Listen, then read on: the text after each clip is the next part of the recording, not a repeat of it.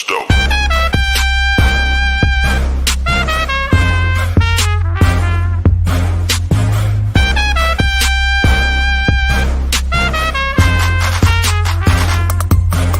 That's dope. What is up, everybody? It is Friday, July 16th at 2 p.m. EDT. I always say EST and then get corrected. EDT in sunny Florida. I hope that all of you are having a great beginning to the weekend and a great Friday as Bitcoin continues to chop sideways. But I'm very excited today because I'm doing something different, which I used to do quite a bit. I'm going to have some guests on today. Two of my very, very, very favorite people in this space. One of them is already here. Say hello to Mr. BigCheds. Hello, up, Mr. BigCheds. You say hello to yourself. And the other one who will be joining us momentarily is CryptoBirb, as you guys know. So, man, how you doing? How you feeling about everything at the moment? I'm doing good, man. I think you described it well. It's kind of like a boring period. And so that I'm excited to be here, guys. Hit that like, hit that subscribe button as well for this good content. Smash it. I think we're supposed to say smash it. If you don't say smash it, they don't hit it. They don't know what to do unless you say smash. Smash it.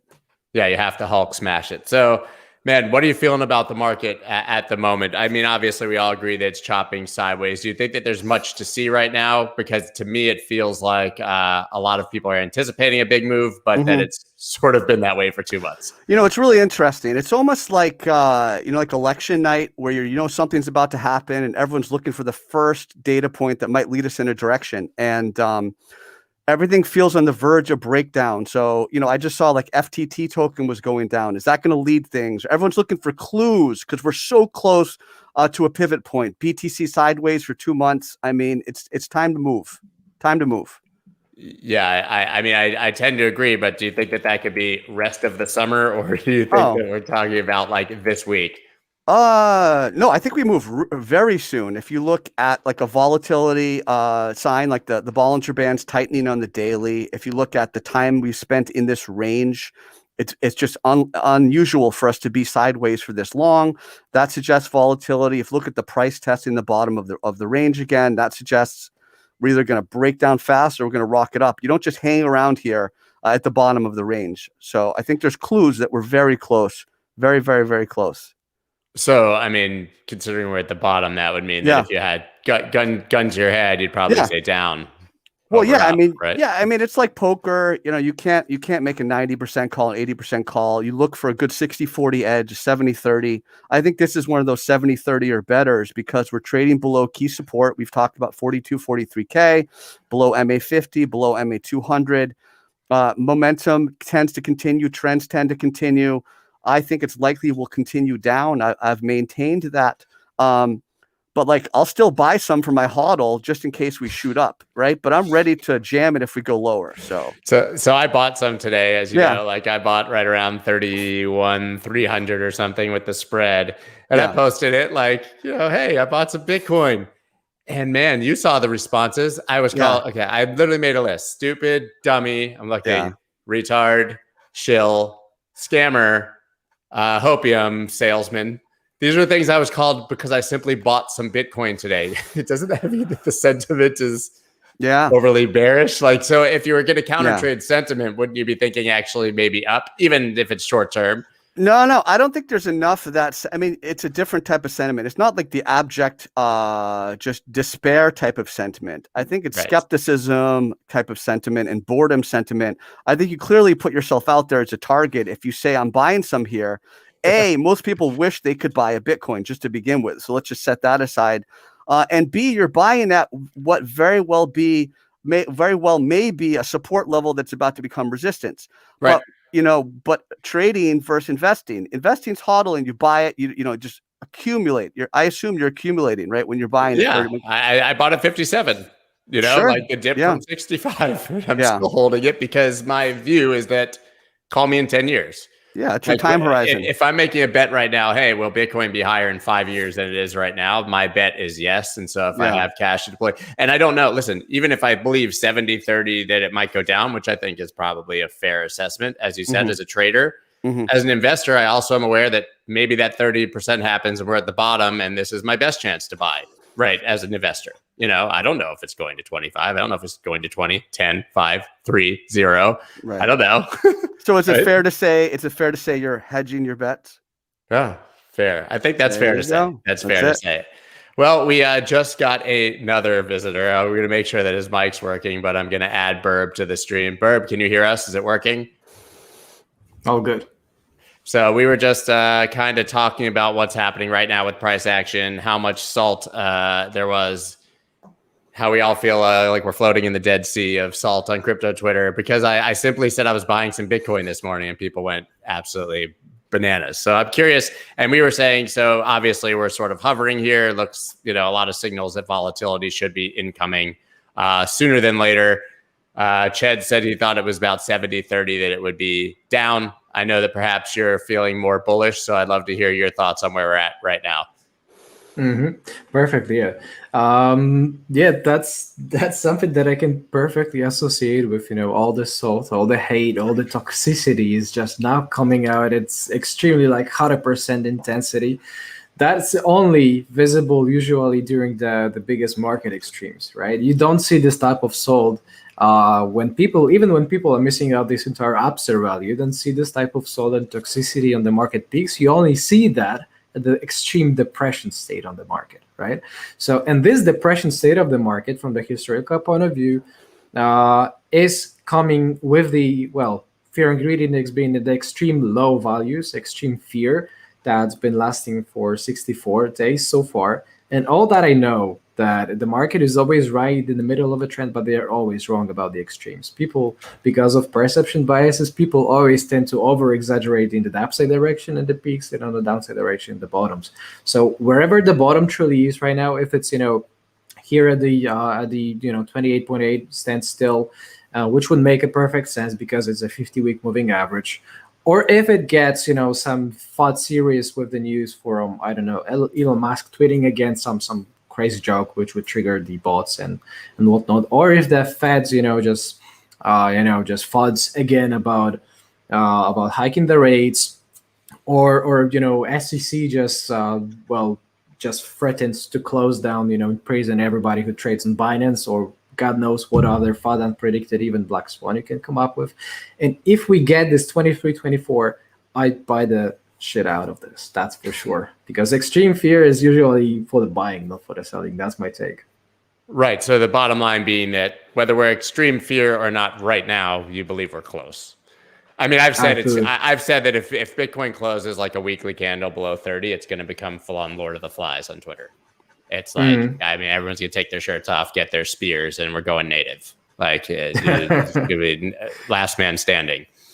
Yeah, that's very right. That's very right. Actually, 30K, I believe, technically the bottom right now is 28.8. Yeah. Right? So yeah. As long as we keep closing over 28.8, technically does not make it any downside continuation per se for the trend, right? Rather than oh yeah, there you go. Let me ask you a question. Let me ask you a question, because if you look at time frames, I don't want to clash. First of all, congratulations. We're good friends. I'm just joking. Congratulations on your wedding, by the way. Oh yeah, congrats, married man. Welcome to the party. Thank you. Where'd they get it here? I love it. They got you. Show us the ball and chain. So on the daily time frame, though, is not the best argument for bulls the idea of a spring, right? The idea of a spring on the daily time frame, it's a spring, and the whole spring thesis is that the break below 30K was false, right? So I think kind of any dip below 30K, not 28K. I think you have to look at 30K. Because that's the spring thesis. That's the best daily argument. How do you feel about that? My thoughts on that. So where you get it? Do we display charts or not really?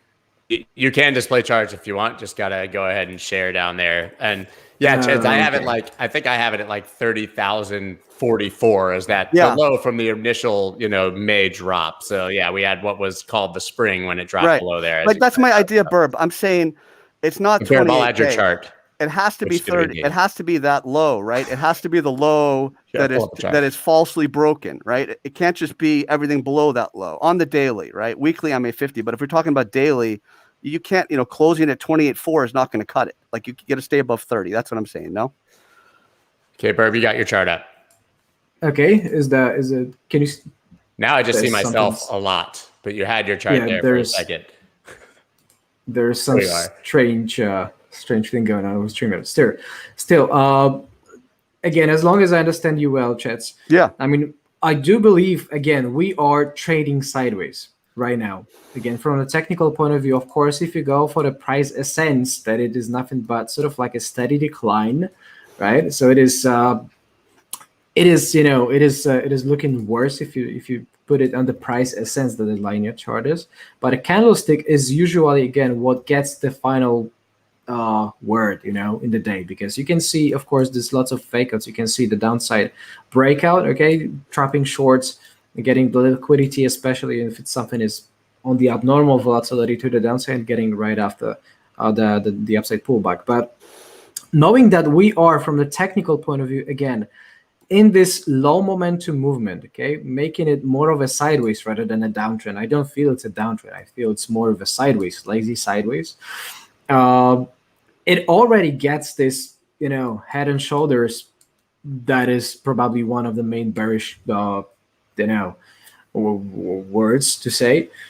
Kind of like tilted, it looks like Quasimodo, but it's already kind of like extended. With a full Bart Simpson head. Yeah, wide right, narrow left, right? Like a wide right, narrow left. And a linear target of sub-zero, but right. Like yeah, exactly.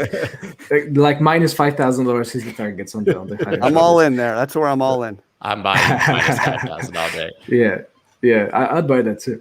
Yeah, but speaking of it, I do agree that 30K is, well, it's obviously important, right? But as a matter of fact, as we kind of like trapped here, you can see even something like this, that it goes, towards 29 again. And if it still goes down, it goes down to 29 and then pulls back right after.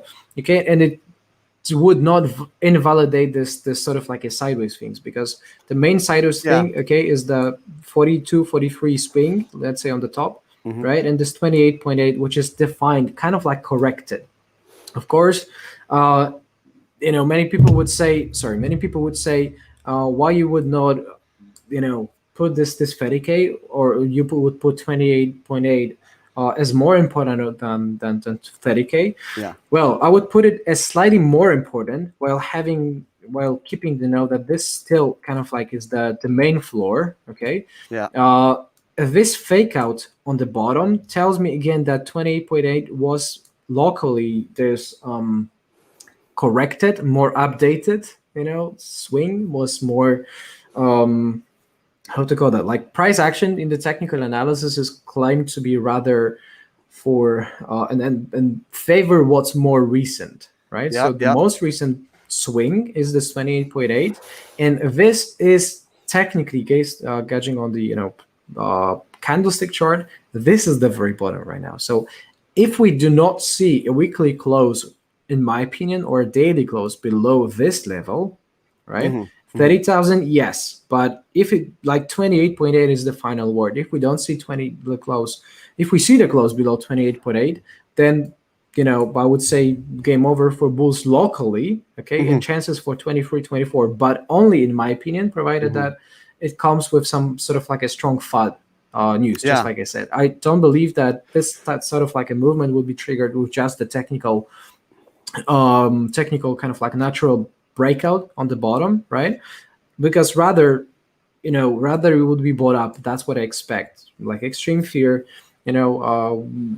would rather place it somewhere in the territory for the liquidity hunts rather than perfect sell-off, place. Right. So the only thing I would expect is just a final kind of like a sell-off capitulation if a bearish news comes in.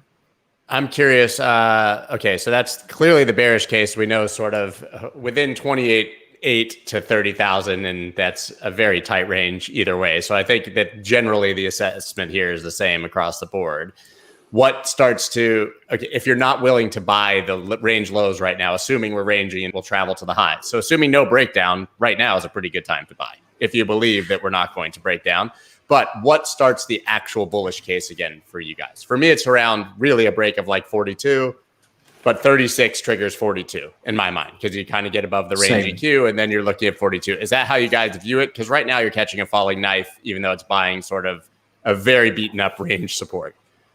That's not how I see it, but Go ahead. I think if I could just present my case, I have a pretty straightforward case. Let's move that over Can there. I throw your screen up? Yeah. Yeah, go for it, brother. Yeah. Let me know what you see. Yep. So my case is really just based on like, how are we going to know? I think it's going to be pretty straightforward.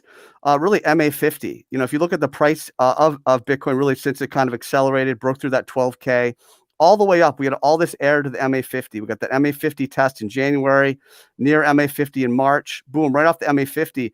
That was the first real, really clear sign, was the close below the MA50, April 19th. We also had the, there's a 50. We also had the EMA8 finally crossing the 34, right? All these attempted crosses didn't happen, but really for me, it's the MA50. So how do we know, right? I cannot go from bearish to neutral until we close above the MA50. That's going to be your first real sign, a sign of bear weakening, right? As a technician, your job is to identify the trend and look for signs of weakening, signs of strengthening, identify pivot points in the chart, which would suggest one of those two things are happening, right? For me, it's MA50. It's pretty clear, you know, above the MA50, then you can bounce, and then you can hard fade the bounce to the MA200, the mean reversion, right? We get above 50, we're going to get a very clear opportunity for a short on that mean reversion, on that bounce to the MA200. Then we come back in hunting for our higher low somewhere. We don't know where that is. So, you know, right now we're clearly in a bear rectangle.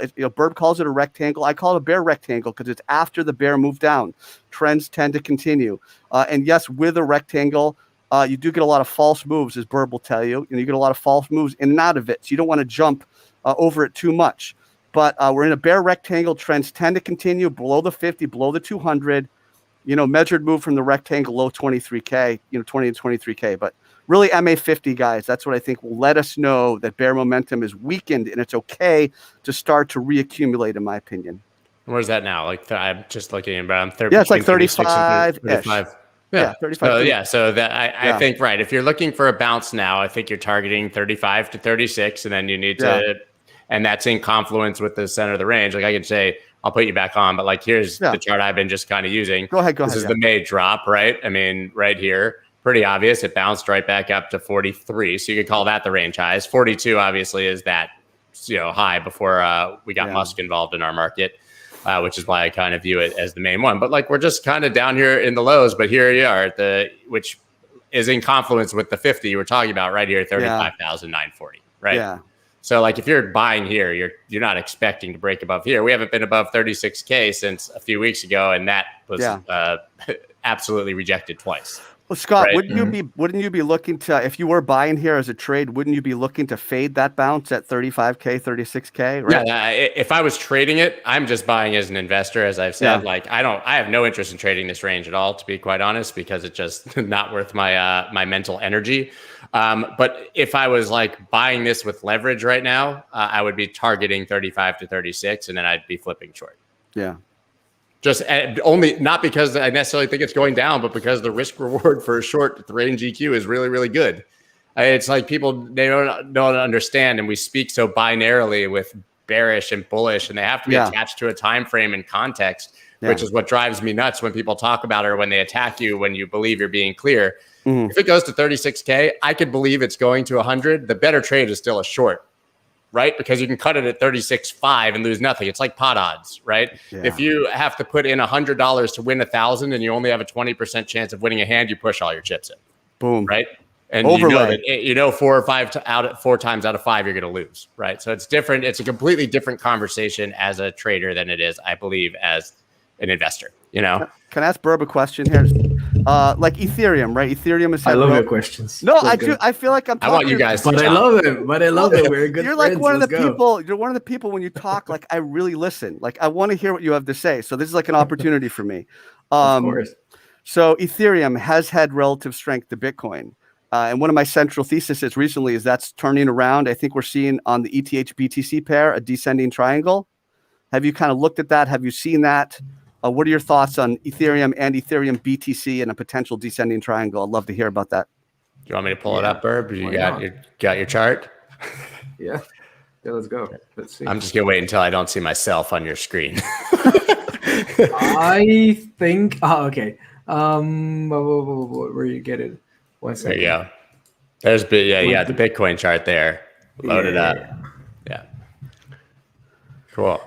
No, that's okay. Let's go this way. You're saying descending triangle on daily time frame, and you get a shortfall to the upper boundary as well. If you draw like a falling diagonal, there's definitely two bottoms. So yeah, that's what you're talking about. Okay. Yeah. Okay. That is, well, technically, if you take these patterns, literally, it does look like the descending triangle with this difference. I mean, if at all, descending triangles more tell me about the continuation rather than reversals. 62%. Right? But 62% of the time they go up in an uptrend. But yeah. But what about that shortfall, Burb? Look at the shortfall in the third attempt. That's a bouncing ball. Right? Yeah. Like it failed to reach the upper boundary on that third time. It's intensifying, right? It's intensifying. Yeah. Well, the way I would read it, first of all, if we need to define the trend. I agree, just that's what you said. So if we apply the simplest way you can get is the moving average, right? If we take some medium to long term, medium term trade for the 50-day moving average, right? It tells you that again we are, first of all, in this sideways territory, because the chart pattern, any chart pattern is a sideways. If you look at it, right, it doesn't continue uptrend until it breaks out on the over the range highs or it's not a downtrend either until it continues to breaking the range lows, if you will, right? So any chart pattern, doesn't matter if it's contracting or not, is the way I read it, is simply pretty much a sideways, unless it's a falling wedge, right? Then it's kind of like different, but it does look like, literally, it does look like a descending triangle. But what more, again, because I consider any chart pattern to be a form of a range, to be a sideways, right? I put in the main significance, in the main spotlight, I always put the market context. So the way I look at it, okay, is that we are in this continuation. We are in this uptrend in here, right? And seeing this sort of like a sideways pattern, okay? So the way I will read it, perhaps, is sideways in an uptrend, okay? For larger context, we are, of course, somewhere in the resistance area. So it does make sense, to have some, perhaps, cap and handle. Again, doesn't matter how we call that. What I know is that we are in the long term moving up. This is the average, 50-week average, right? We're going up on average. And well, I'm not saying you're not going to get this, because if Bitcoin starts rallying, then it is, of course, going to rallying or dumping, but probably more with rallying. Then the dominance as a result would probably just flip to the upside more strongly. And this is what you would see for the altcoins. Despite being cheap, you would see probably deeper sell-off, right? Which could potentially place us somewhere in this region, to retest the 50-week moving average, which would make, of course, perfect sense for the full size of the descending triangle, right? If that happens, well, in my opinion, it would only come if Bitcoin shoots with some extremely big volatility, but rather to the upside than to the downside, because quarter free, if you think about it, is usually low volume, it's usually low interest, people chilling or sell and man go away, right? Sitting back, especially, and honestly, legitimately, after COVID, anecdotally, every person I know in the world is trying to get out of their house right now after a year being pent up. So I think it even is more true this year. But go ahead, sorry. Exactly. No. That's very true. That's very right. So we could expect even lower volumes than usual.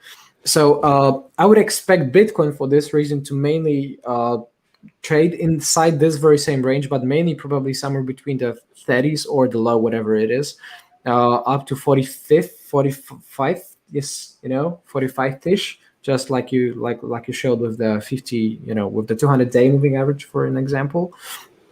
And if this is directly going to impact the altcoins, because whenever Bitcoin rebuilds the sort of like a stability, but on that upside local trend, where people will regain, start getting bullish again on Bitcoin, of course, which is going to be obviously at the resistance. Then altcoins, then the altcoins, that's just true, right? We all know that. Yeah, of course. Then only then altcoins would actually have enough stability from the Bitcoin side and enough capital being brought back on the market to start rallying. So then I would expect altcoins perhaps to kind of like show off a tiny bit more. But unless that happens, and if we see further declines on Bitcoin, or even if we see a very rapid shot in Bitcoin, like extreme volatilities will usually shakes out the altcoins. So altcoins get weaker against Bitcoin, right? Relatively, that's what makes the Ethereum, for example, against BTC decline. But again, this sort of like a stability. As long as the market is unstable, it's extremely fearful and scared, right? Then any type of volatility, like people are clueless about what to do with their altcoins. So probably first clue that they would get is that whatever happens is just they sell, because that's the only thing they can do, right? Cheds, I want to show you something real quick. Yeah. This is going to surprise you because we were talking about this right at the beginning. Everybody on Twitter is talking about the massive FTT sell-off, right? Oh, really? FTX getting destroyed. Everyone's been talking about it, the insane volume. Now look. Boom. Bullish engulfing right now on the daily. The That's unbelievable. And this happened in the last few minutes. Look, and this is the tether pair.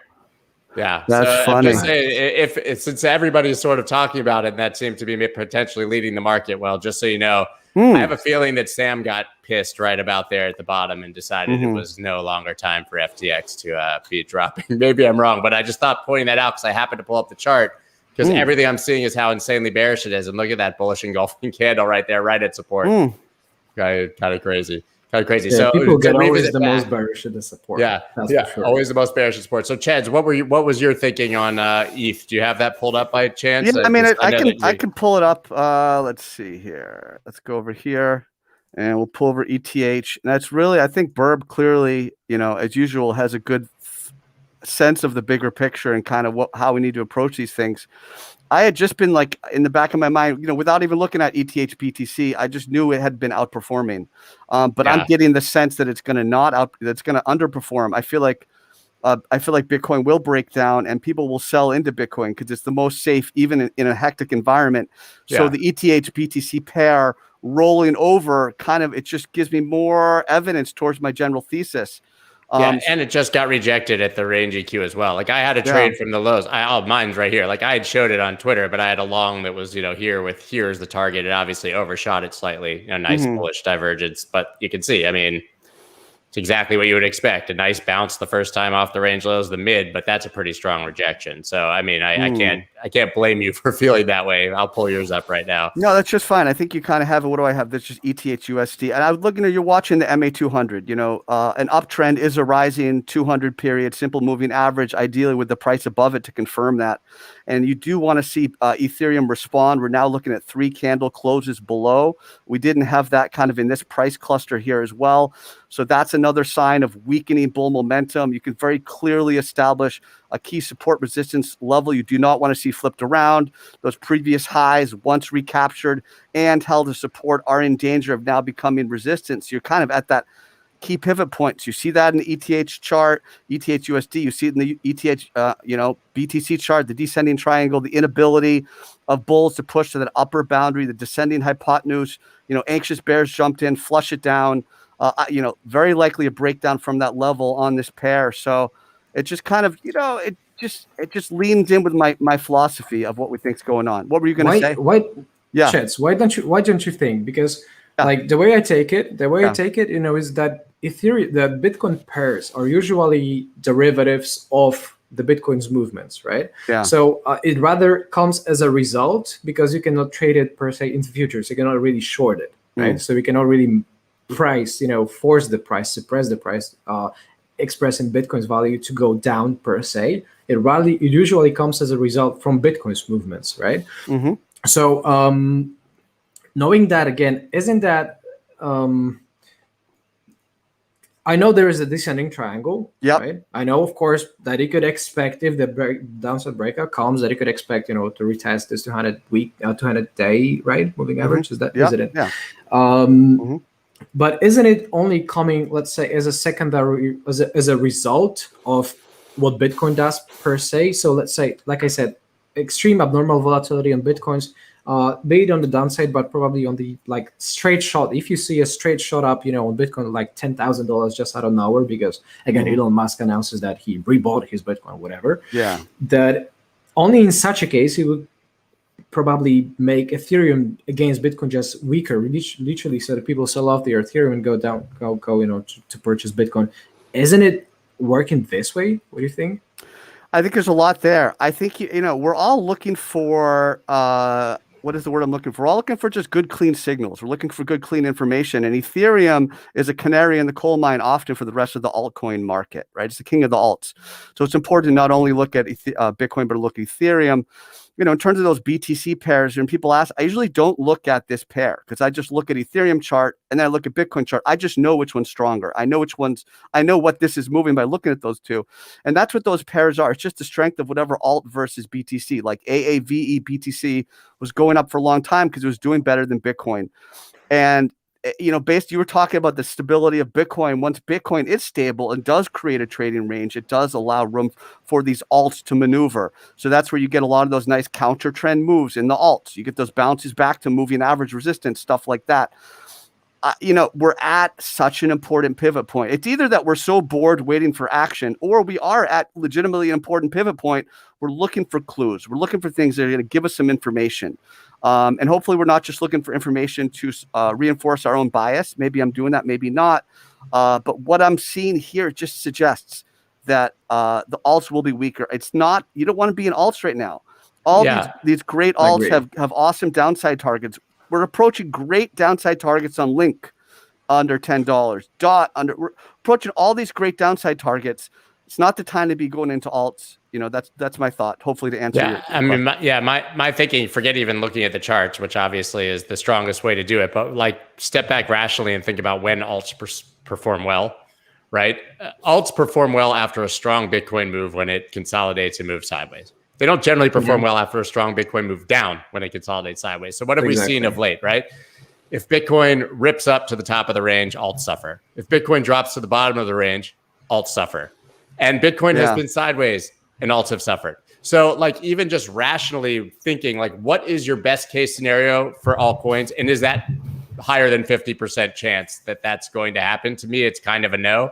But again, time frame, right? If you're passionate about DOT and believe it's the platform of the future in 10 years, absolutely buy some now, right? But don't be pissed if it goes down 50% more and you have to buy more. Burb laid out a great scenario, Scott. If we break 30K and then recapture it, that's like a jam it. That's go for those relative strength alts, because you're going to see a momentum shift, right? Yeah. That's a great identification of a potential setup. So you want to identify stuff like that, right? Yeah. May I show off one thing very quick? Yeah. Just let me know when the chart is on. It's up. No, it's your it's childhood pictures. I don't see. It's just a picture. Yeah, it's like a picture of you as a kid playing with a puppy. It's weird. It's weird. Yeah, weird. Yeah. Your chart's up. What? You're good. Okay. Sorry. I fell for this shit. I'm too okay. Still, we talked about these altcoins things. The way I like to refer to that as this is a altcoin superposition effect.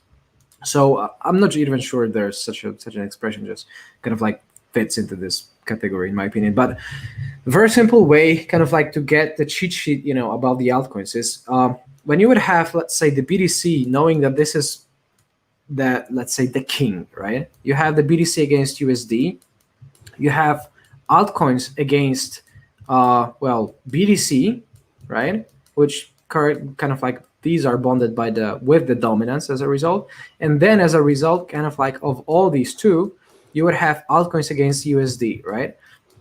So what I take is, again, like, don't take it literally per se, but I take as a summation for BTC USD plus altcoin against BTC to give me what is going to happen with altcoin USD, right? Because we can see that whenever there are times in the market when Bitcoin goes up 10%, and additionally altcoins go up against BTC gets stronger because there's a lot of capital, a lot of sentity and everything. Then the altcoins outperform BTC.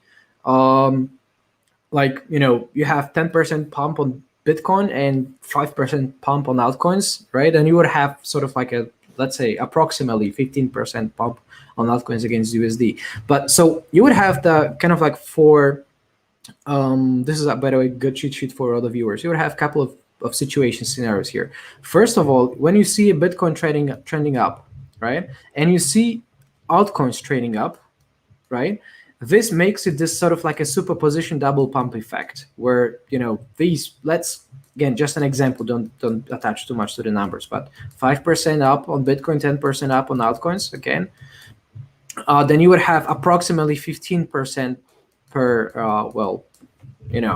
in the of course, as I said, do not take it literally per se for the numbers, because there's an inflation issue, there are currencies, different conversion rates, so it all changes, it all is all dynamic. So I'm not saying it's going to be always perfectly added and summed up, but this is the superposition on the upside when the market is moving up on Bitcoin, upwards, and you would have flat altcoins, because altcoins, there is not much change. Bitcoin is going up, but there is not much change. Altcoins are waiting, right? There is not perhaps enough capital, enough saturation with traders, not conviction about the altcoins. Then Bitcoin's going up, altcoins are sideways, and this makes it still altcoins going up, of course, right? With this difference that they are not outperforming Bitcoins per se.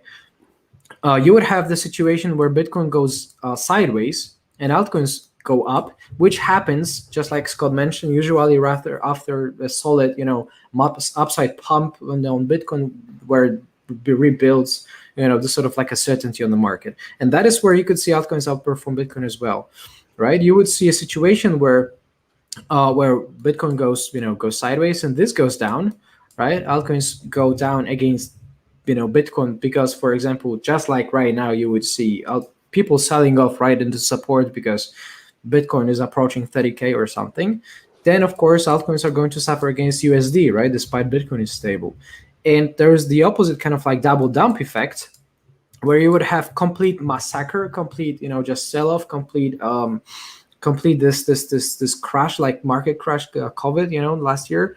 Then you would have the double superposition, double dump effect, right? So what most people are waiting for is usually this. And this only happens during the biggest altcoin rallies, like when everything just pumps the next, right? Yeah. Like you would see the DeFi rallies. So darts, yeah. Exactly. And this only comes as a total extreme, usually in the market crash. So you could also use this to let you to kind of like understand in what part of the market phase you are, what part of the market cycle you are, whether you're at the pure euphoria, which comes with this, or you're with the pure fear. And usually you should counter trade this. So when you see altcoins heavily outperforming Bitcoin, this tells you usually that you could expect some reversal coming right on the top. And similarly, when you could see extreme pessimism, like altcoins getting way weaker than Bitcoin, which you could see also from just like it states, Bitcoin's dropping against USD and then altcoins dropping against Bitcoin, this perfect fear scenario, that's what you can tell that usually you could overtrade that and on average be profitable after some time. It's not going to give you the perfect bottom or top, but this is also kind of like a sentiment indicator, if you will. That's the way I'd read it. So is there anything you guys actually dare trade at the moment, or particularly interested in actually trading, or are we all just sitting here doing analysis and sitting on the sidelines? Because that's sort of how I've been. Yeah, I started buying Bitcoin again because whatever, I call me in a decade, but I'm not trying to throw in any high leverage positions here. I would not be remotely close to having the confidence. How can you live not being in 100x, man? Right, dude. I don't know. I have ADD, so I feel like my life is 100x leverage at all times.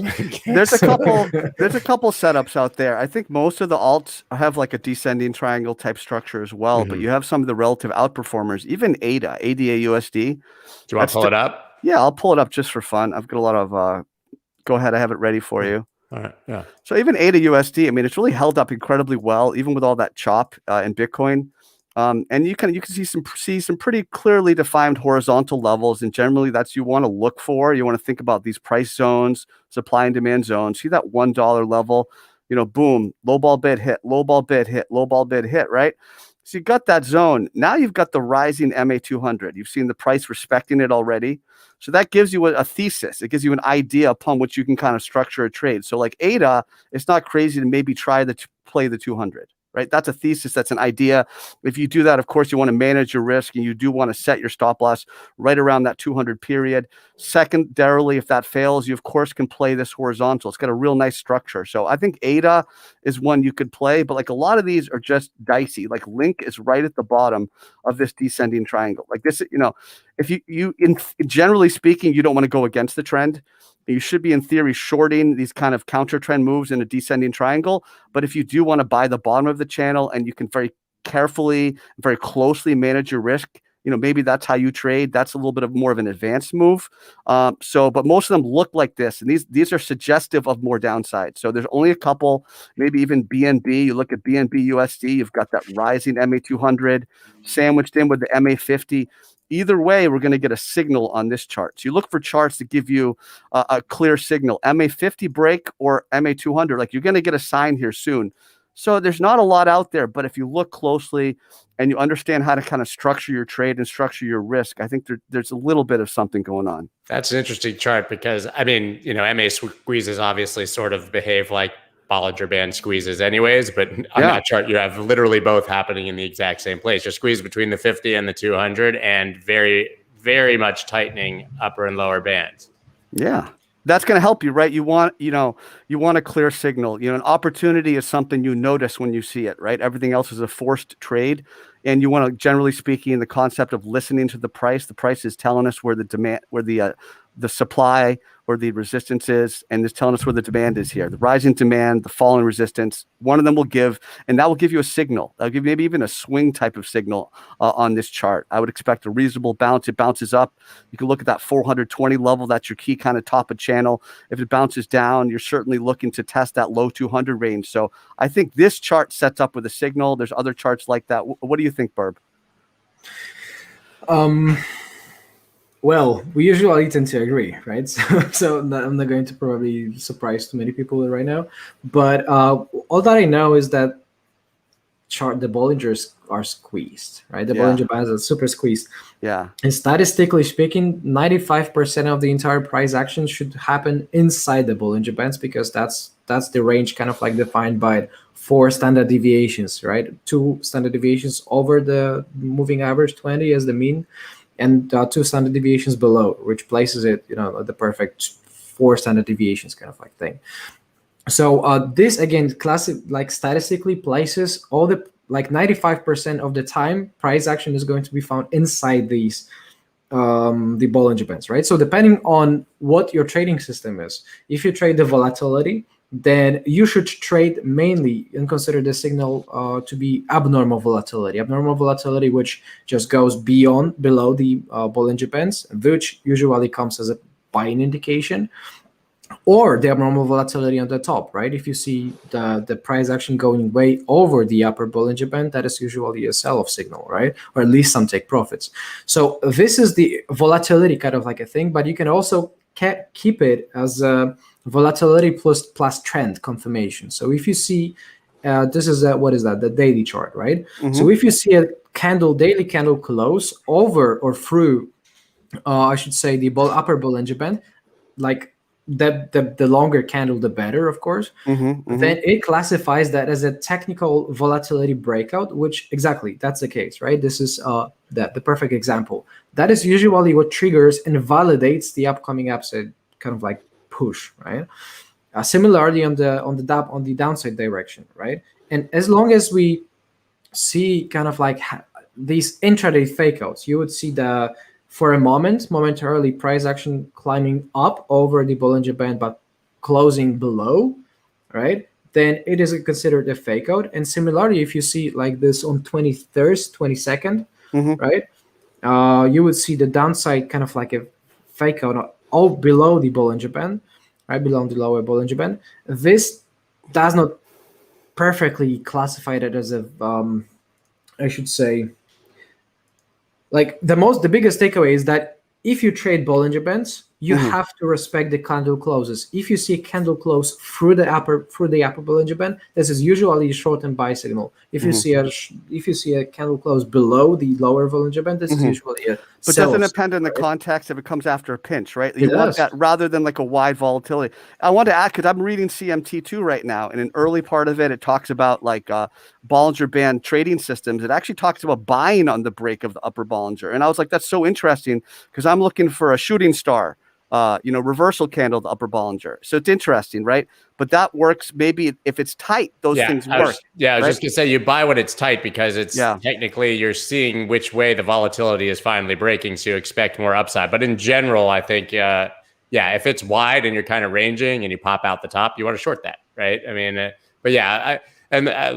me see if I can find my chart. But I had and you had yours up earlier. But yeah, I mean, the B band's on the daily Bitcoin chart right now.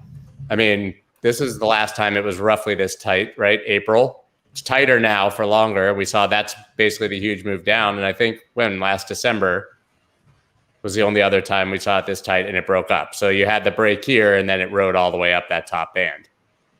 Right. And sort of the same thing on the down after the breakdown. So when you get this tight, I think all bets are off. You play the way that it breaks. That's right. Right. And you can tell, I actually brought this 31.5K level, like to be the main local support. There is this lower Bollinger Band that you displayed, and as long as we keep kind of like just shooting through to the downside, right, and making these lows, but still managing to closing highs over 31.5. This is support. This rather makes me more bullish than bearish. Tweezer. But at the same time, I truly understand, everybody should truly understand the context, just like Chad said, right? And the context here is that this is sideways, right? Yeah. This is some low volatility, contracting consolidation, and any chart pattern you would find, any chart, any signal, any candle formation, any indication that it happens inside the very range is rather neutral than bullish per se or bearish, because the main context is that this is sideways, which is neutral in its own bullishness or bearishness, right? So you would have chart patterns that usually look bullish, like like an ascending triangle, and when it happens inside this range, then I would not ever rely on that, just like I would, if it was not a range, if it was just freshly after a decline. But Birb, you can even if it was a continuation. But Birb, you could still play the break of that horizontal resistance on the right. And if the context is neutral, then it kind of like is more significant than bullishness or bearishness of the underlying pattern.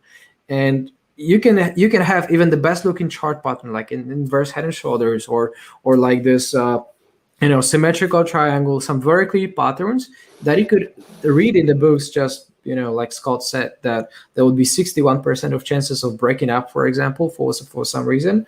Then most of the time, as long as it sits inside the range, I would expect it to be rather faked and faded and with a false breakout rather than fully reliable. And rather, if it, for example, just does the technical thing and it behaves like you would read in the book, then it's rather, for me, like a coincidence rather than a fully reliable, just thing. I don't trade patterns inside a range. That's, in my opinion, the worst. Do you see the stream, Scott? Looks like the stream is having, they're saying it stopped. I looked and it seems to be working. So still recording. I think it's still recording regardless, right? So yeah, I'm looking on YouTube. It seems to be running fine. So okay. Maybe something locally with themselves. I don't know. So it got choppy for a second, but Burb, usually that's a user error. Burb, do you want to tell us about the candle close? They're asking why the candle closed, and do you want to just why that's more important than the wick and all that? Yeah. I can do it, but I sadly would need to be running right after. But I have an interview at 3, so we got about 5 more minutes. Okay, cool.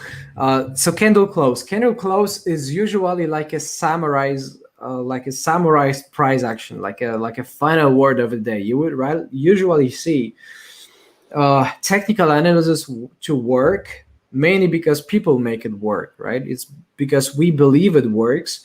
It's like a self-fulfilling prophecy, obviously, right? So this definitely huge impact on that. So they would say they would tell you actually all the CMT materials. They tell you that the TA have become way more impactful and significant for traders in the 50s, 60s, 70s. As we kind of like, or after bringing the internet and the overall global connection 24/7, then people would start having instant and then continuous flow of information, right? So this access to the information is better, which helps them how to call that, helps them compare the ideas, and as a matter of fact make this technical analysis even more for the self-fulfilling prophecy than it used to be, right? And this self-fulfilling prophecy also refers to the belief in the daily close. And the daily close is, well, for me it's fucking 2 a.m., right? I hate it, but it's 2 a.m. Like normal people sleep at that time, right? For states, you're 6 hours ahead, 6 hours backwards. So, it's way more convenient. But it's like a summary of a day. Many people believe that whatever close you would see, okay, it summarizes the entire candlestick, right? That the entire candlestick body, let's say, outside the wicks. With the wicks outside, this candle body as like includes the price action essence, and the candle body consists of the close and open, right? So the close and open are, well, in crypto these are pretty much like the same, right? The same time, like after 24 hours the difference, and these are the the most important events. So the moment that it closes and the moment that it opens, this is considered the most arbitrary element of a day. Which tells you and summarizes kind of like either the bullishness or bearishness advantage, right? So again, it's mainly because people consider it important and valuable. That's automatically the reason for why many people just apply this, right? And this is the self-fulfilling prophecy. This is the snowball effect that it becomes more and more important. And that is the trend, that is the tendency. So you don't try to fight the tape, you don't try to fight the tendency unless you're the one who creates the tendency, right? All right. It works because it works, and day traders exit their positions and people watch it, so we watch it. Exactly right. Everything is the self-fulfilling prophecy. So guys, listen, I know you had to go, we got to go. So everyone, before we do that, buy Ched's book, right? And 100%, please. It's so good. And join the Bird Nest, right? So both of these guys have so much shit to offer. It's absolutely unbelievable. I'm going to give each of you just sort of a chance to say goodbye and tell people where to follow you and everything, and then I can throw it in the description afterwards. Cheds, go ahead first. I'm on Twitter at BigCheds. My book is Trading Wisdom on Amazon. I have a free version of the book on my YouTube channel, Cheds Trading. Check that out. Hit the like, hit the subscribe button. Honor to be with you guys. Thank you. Birb, you're up. Yeah, I appreciate it as well. I love you, Scott. I love you, Cheds. I mean, I'm a big fan of yours, as you know. Definitely highly recommended to get the book from Cheds. I mean, I can fully guarantee, Cheds is a very, very good person to be writing these types of books. So yeah, go for it. Go for it. For where you can find me on Twitter at crypto_birb with the B at the very end, not D. Okay, it's not bird. Come on, right? And then all the free materials, all the free content, insane amount of free resources on my website, www.thebirbnest.com. Thebirbnest.com. That's where you can find me. Go and join. 7 days free on Discord. And I see you in there. Thank you so much. Scott, real quick, I wrote a cancer memoir. If anybody wants a copy, reach out to me. I'll email you my first book, My Battles with Cancer. Let me know. I'll just send you the book. Yeah, guys, definitely do that as well. It's quite the offer. So guys, we're going to do this a lot more often. I know that everybody who's listening who didn't come for you guys and came for me is really happy they didn't have to listen to me spout bad rap lyrics for a straight hour and draw the same lines on charts for 8 weeks while nothing changes. So it was really good to have you guys to bail me out. So I know everybody absolutely loved it. Guys, I got to run. I'm actually going to interview Alex Mashinsky from Celsius for the second time for the podcast. So I'm pretty psyched to hear what he has to say. But until next week, guys, thank you and peace. That's dope.